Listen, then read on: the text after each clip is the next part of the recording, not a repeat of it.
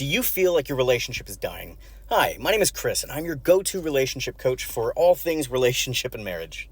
And very quickly, we're going to be talking about how to rebuild trust, but also to use your differences as strengths rather than weaknesses. So it's worth noting that without trust, you can't have playfulness, and if you can't have playfulness, you can't have passion, right? So if you feel like the passion in the relationship is dying, I would argue that either you're not being playful enough or something more insidious like trust being broken is at play here. And one of the ways that you can enhance your level of trust is by going to another video that I just made, the one right before this one, about the 3 levels of trust, right? Understanding that, yes, I know you've hurt me. I know exactly how you can hurt me in the future. I'm going to choose to trust you. I elaborate on it in the other video, so go ahead and watch that one.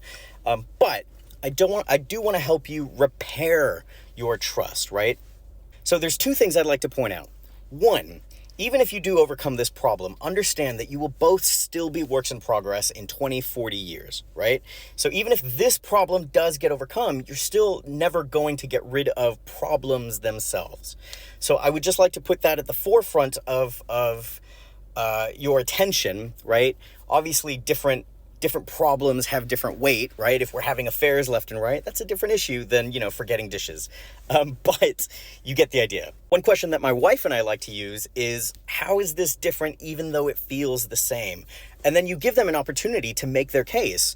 Now, that being said, you kind of want to hold them accountable, but not by being this parent that's hovering over them and micromanaging. Instead, what I would do is, hey, let's come up with a plan or a routine or however you want to word it or make it structured in your relationship. But let's co-collaborate and creatively come up with a solution together. Secondly, and this could probably be a whole video all on its own, so bear with me for a second, but the truth is, personality differences are they're the most profound thing that I've learned in all of my years of coaching. And I know I'm going to get some pushback from this, but this is true. If you want to look up the Big 5, you can do more research on it.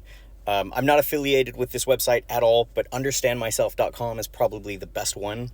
But what would I say? It is actually a personality type, something that we're sort of genetically born with, to do what we say we're going to do.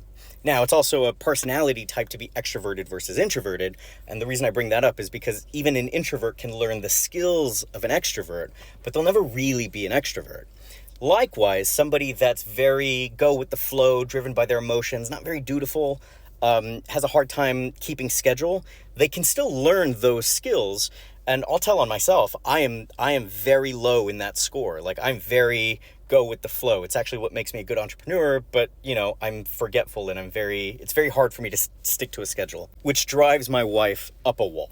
But understanding that is a personality difference allows us to have some grace for our partner. I say some, right? For their particular weaknesses or our particular weaknesses when we definitely have our own. And again, if you want to learn more about it, I would strongly suggest you go to understandmyself.com.